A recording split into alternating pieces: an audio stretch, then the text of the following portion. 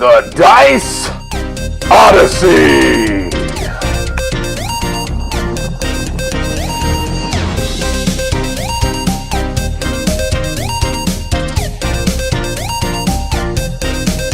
Hey there, folks. Welcome to the Dice Odyssey. I'm Kaz. I'm Brian, the Irish Wolverine.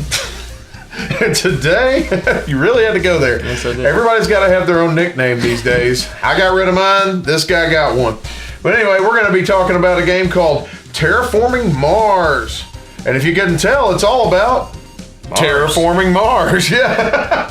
And this game, you're actually going to be doing that by, building an engine. It's got kind of some Euro game mechanisms in it with a little bit of interactive type mechanisms as well. This is one of the hottest games that came out from Stronghold Games and Fricks Games in the past year, and people are just raving about it. So anyway, we're going to get it over to the table, show you how to play it, and we're going to give you our final thoughts, which are going to be many.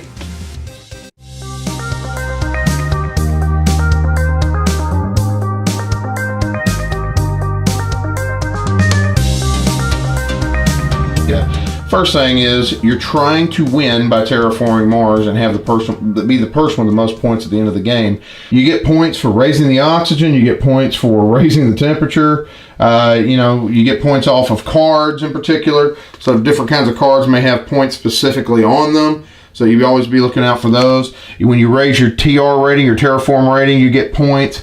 So there's many different ways to get points in this game. Milestones, awards. So yeah, a lot of different ways. Now, the way you're going to start the game is you're going to start out with a corporation, okay? And you got these beginning corporations will get you 42 mega credits and 10 cards specifically.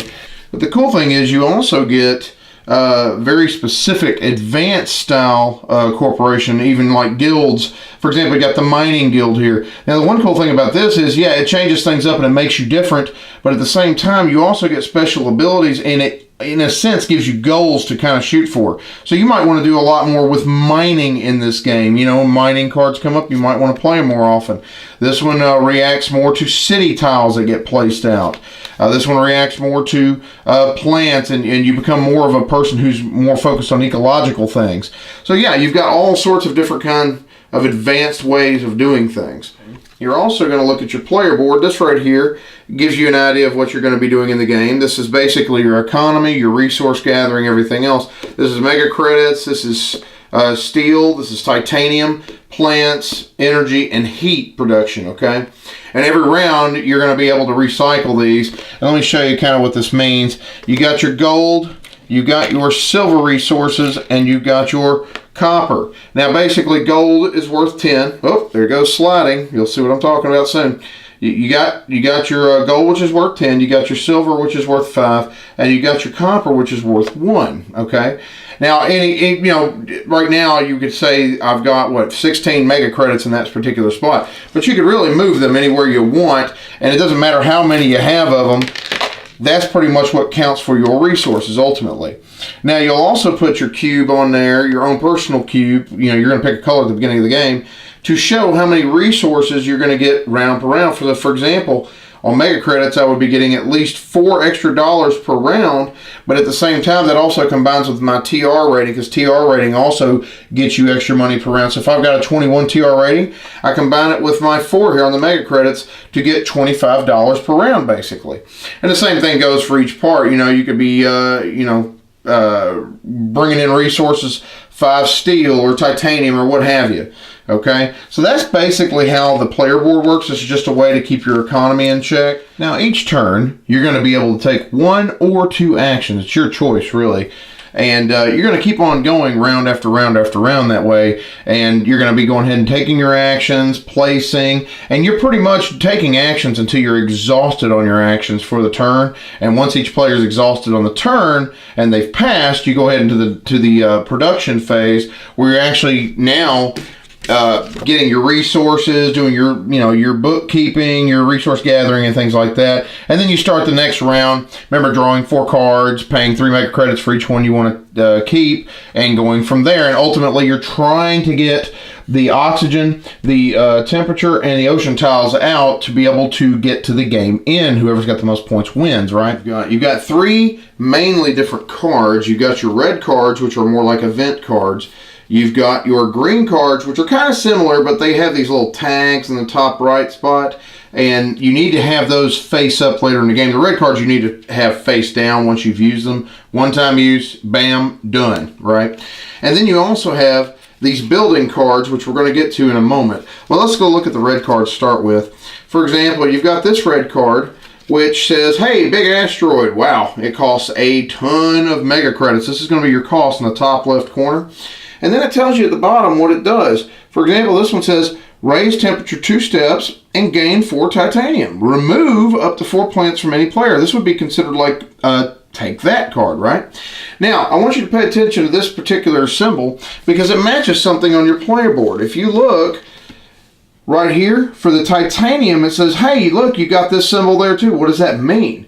Well, this means that this card is saying you can now discount the price of getting this card. Think of it as having a coupon. So however many titaniums you have up here, you can choose to use those. And as it says right here, you get a discount of 3 every time you use one particular resource. So if I used 4 titanium, for example, on this card to discount it, take 12 away from 27, that's 15 mega credits. See, I've discounted myself now.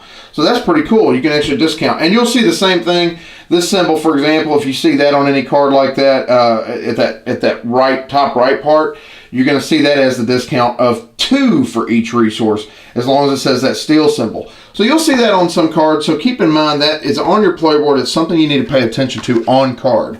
It's easy to forget. I've done that several times. And like, for example, this card here. Oh, and I'm sorry. Once you've got this red card used, you flip it upside down. You keep it in your tableau, but you got it face down now. Now let's take a look at the green cards, for example. Now the green cards, like I said, they're mainly used for, you know, actions and tags and things like that. For example, right here, this one shows that you get 2 science tags when you play it. Now, when you play this card, you would have it face down, you know, in front of you, and then you would just basically stack them like that, and then you have all the different kinds of tags that you need, because some other cards may require you to have science tags to play them. Some cards may require you to have these like energy symbols to play them, and all these symbols will be represented in the rule book. You have a great dam. Now, one thing you're also going to need to know is some of these cards are going to require a prerequisite. For example, this one tells you I need 4 ocean tiles here to actually be represented on the board. I need them basically placed in spot, at least 4 of them, to even play this card. And think about it, it's a dam, it needs water. If there's no water there, why would you build a dam? This makes sense. And then it says it requires, increase your energy production also 2 steps. Hey, look, it's another point. So that's basically what the green cards are for, and we'll just go ahead and lay those down. The last type of card is interesting. It's the blue one. These are your building style cards. These are the ones that you can basically take an action once per round with and use these to continue playing. So for example, you could play the water splitting plant. It says action, spend 3 energy to raise your oxygen 1 step. Now take a look. If I spent 3 energy off my resource, I could go ahead and do that. And when I raise oxygen and I raise TR or I place an ocean tile, I automatically gain 1 terraform rating. That not only increases my points, but because I get money based on what my terraform rating is. So for example, 22, I get $22 instead of 21 next round. That's pretty cool. And of course that would be added to my mega credit, so it'd be higher than that. And then, you know, you can get to activate these once per round, and then you just put, you know, one of your own tokens on it to show that you've activated. And the same thing goes for here. I mean, there's all sorts of different kinds. For example, if you want to do livestock, this one says, hey, add 1 animal to this card. It requires 9% oxygen. That makes sense thematically because you need to have oxygen to raise livestock. Again, you would add an animal to this card. And the same thing goes for micro cards. And man, there's so many different types of cards in this game, I couldn't go through them all in one sitting. And other actions you can actually take revolve around, for example, like the standard project. Say you're not doing anything off card, or you don't have any cards that you can use or enough money to play on them. You might be able to actually, for example, sell a card. It says right here, you sell 1 card, you get 1 mega credit. So you can sell 10 cards, get $10 back. You pay 11 mega credits, and you can actually increase your energy production by 1, right?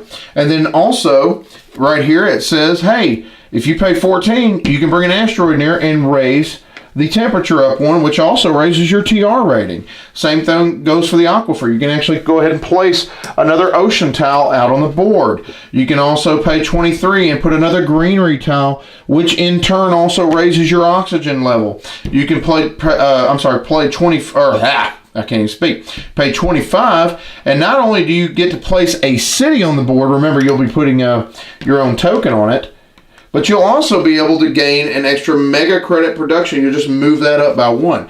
So again, there's many ways you can go ahead and play actions in the game. The next thing we're going to go to is the milestones. This is actually a really cool item.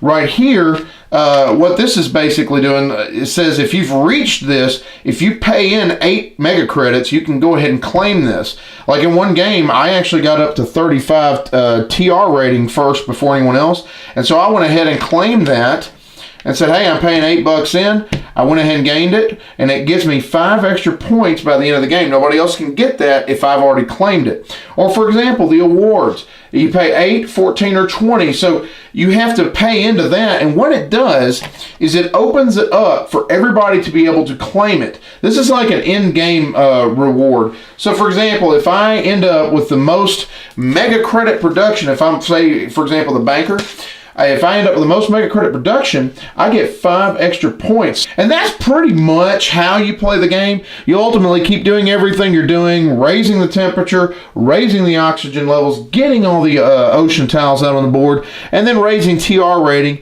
And ultimately, by the end of the game, you're going to be counting up all the points from your TR rating to what you have on the board, because all that's explained in the rules anyway, to how much money you might have. That's usually used for a tiebreaker, and so many other ways, and pretty much ultimately the person who has the most points wins.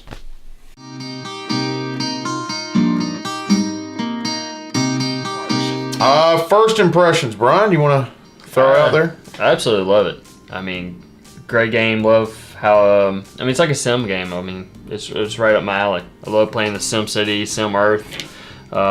He's been raving about it for weeks. Oh, let's just put it that way. I mean, for a while now, actually. I wish this was on the computer. I mean, this would be so great. Now, hey, Stronghold Games, hear us on that. Please make this an app. I mentioned it to you not too long ago. Please, please, please make this an app. We will buy it and we will promote it. Just saying. Android first. No, well, both. I got an iPhone and an iPad, okay? Don't just go Android, please. No, it's clean. But yeah, I have to say, my first impressions, amazing game. A masterpiece of excellence in so many ways. I think it actually, I can see this as a game that's going to stand the test of time for some time down the road, especially with as many people as I hear talking about it and raving about it all the time on my Twitter feed and everywhere else. Keep bugging him. Can I come over and play? Yeah, I mean, because my game. We love the game, obviously. We've been very clear on that. Mm-hmm. But there's some issues we have. Yes, and they're not. They're minor in a way. They could be subjectively minor to some people, and but to in other ways they can be kind of major. I'm OCD, so it's a little major. Yeah, so it's really his fault that we have to bring this up. No, and I had a few issues of my own. First thing, production quality. We will talk about the good part of the production quality before we hit what we don't like about it. Number one, the board.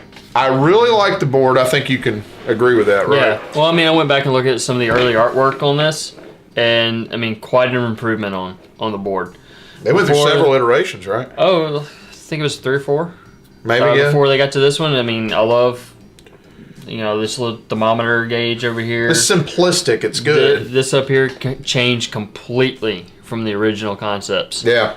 I do like the way that they laid out everything very simply defined, and the parts that you need to find are actually popping out at you.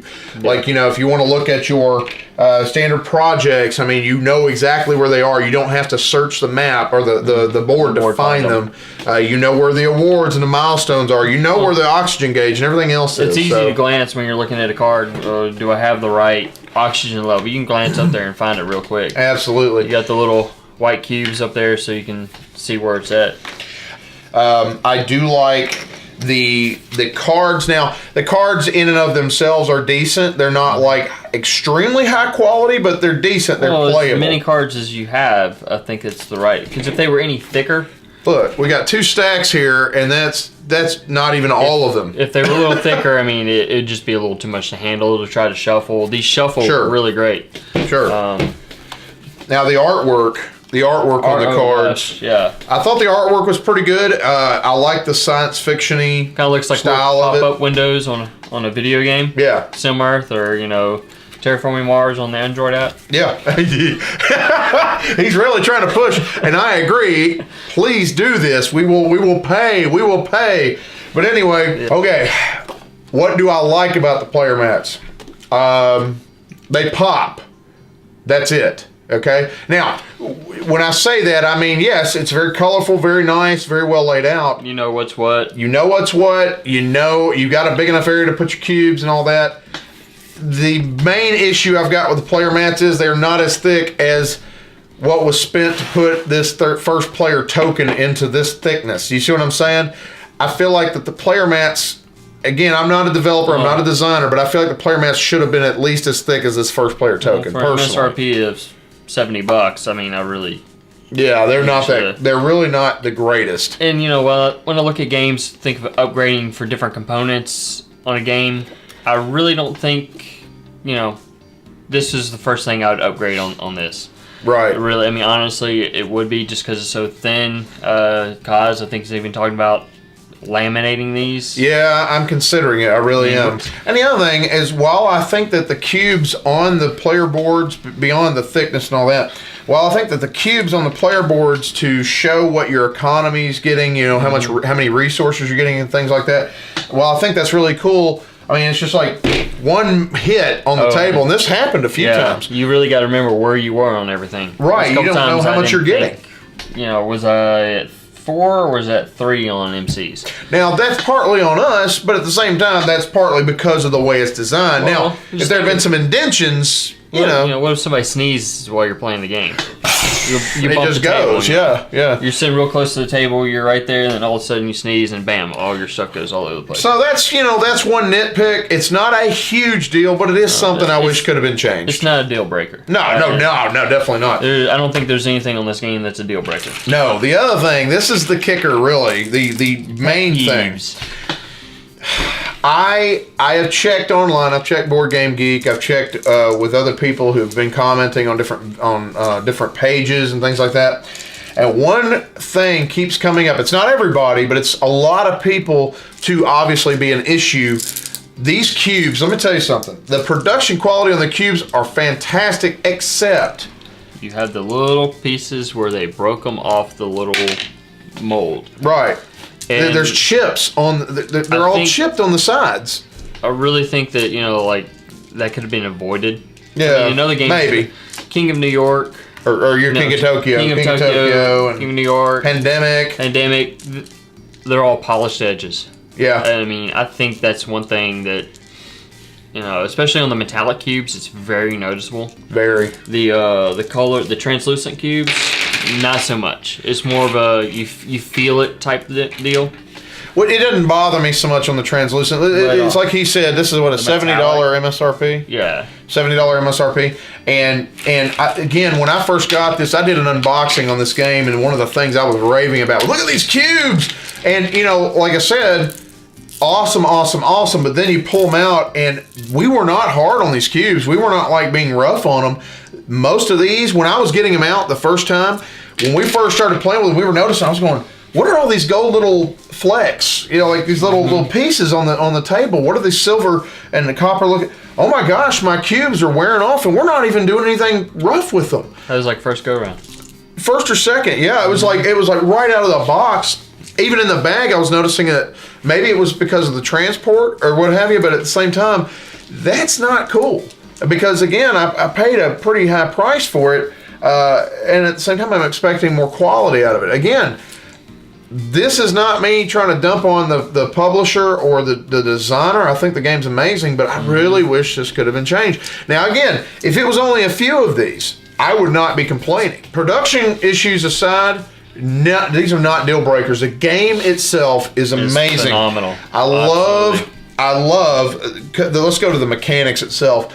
I really, really, really enjoy engine building games. I've said this in a few reviews I've done already. He can tell you that's one thing that I love. Coming over to play game nights, I'm an engine building guy. Yeah, this guy's like Mr. Sim City gamer I online, those, you know. I've always played like Risk and things like that as a kid, Monopoly, kind of small engine builder type things, but this very little, but if any. Yeah. But I mean it gets a kid interested. You just mentioned Monopoly, somebody shut this review off. Oh well. Too bad, so sad. But anyway, I mean, it's great. I love engine building games, and I mean, this is just right up my alley. So when it comes to the engine building, I really enjoy the resource management in this game. It is a lot of bookkeeping, but it's not so bad in between rounds when you're actually refilling your resources, receiving your money.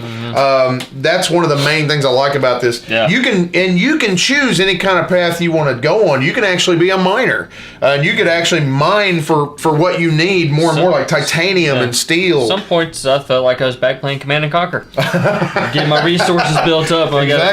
I got a stack of cubes over here. Again, as you're being one of those corporations, you have your own specific type of power, type of ability, right? And strong suits. It does, and it gives you kind of a goal to go for. If you need to be somebody who's a heavy planter, go for it. If you have some energy guy. Yeah, produce a lot of energy. I love that because it makes me different from him in that way. Now, when it comes to the cards, that's probably the main mechanic in the game is playing these cards and building them or, putting them out. I really enjoy the fact that you actually can, like if you want to, harvest lightning, hey, by the way, you can do it. If you want to go out and, build cities, hey, you can do it. I mean, there's so many things. If you want to develop small animals, you want to get small animals on Mars and get them to actually start living on Mars, you can do it.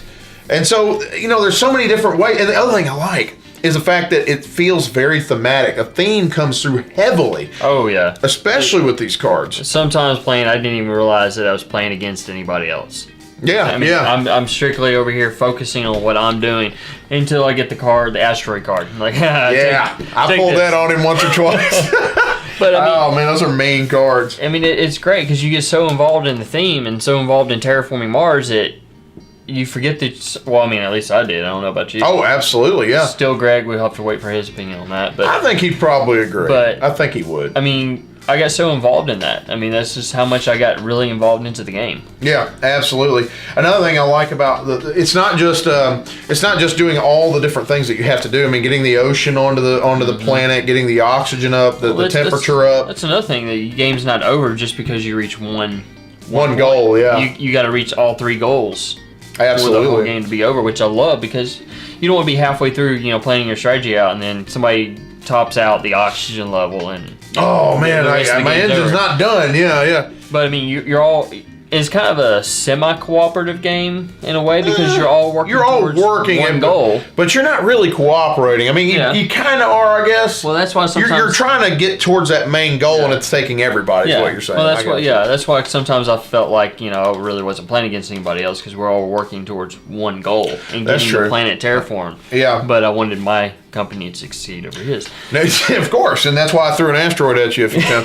But the one thing also that I really, really like is the fact that even when you're playing with these cards, I like the tags that come on them, and I also like the prerequisites of some of them because, for example, if I want to put small animals on the planet, the oxygen level has to be up at least 6%. That makes sense in terms of theme. Some of them you have to have so many ocean tiles to do anything on here, or temperature for bushes. It plays well with the whole terraforming the planet because you can't have some of these things take an effect unless you had so much oxygen, water, and plant life. Yeah, and that's what draws you, like Matt Damon in The Martian, right? Sitting there. Matt Damon. Oh, I remember that.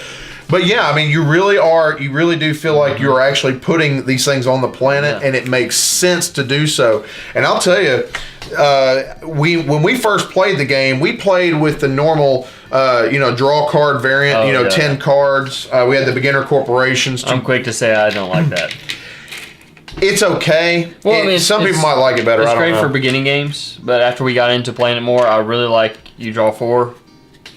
pass it. I like the drafting better. Yeah, I did like the draft variant. That's at the back of the book, I think, the rule book. Especially when you start getting giggling. You're not getting this one. Oh, yeah. If I saw Brian, I saw him, doing a specific goal, a specific strategy, and I saw cards come out, and you heard me say, I was like, oh, you're not getting this. And and granted, some people may not like that because of the competitive nature of the game, but personally, I like more interaction in my games. I don't mind doing what you talked about, kind of doing your own thing, building your own engine. I love that, but I also like when I can actually interact with the people around. That's why I play games. I don't come into a game with other people in it to play a solo game. I come into it to interact. Whether that could be a mean card like an asteroid or towing a comet or whatever we were doing, or what have you, or keeping cards from you like that, or the milestones. That's another thing I like. The milestones and the awards. It's almost like a push your luck in a sense because you're buying into it and you open it up for everybody to enjoy.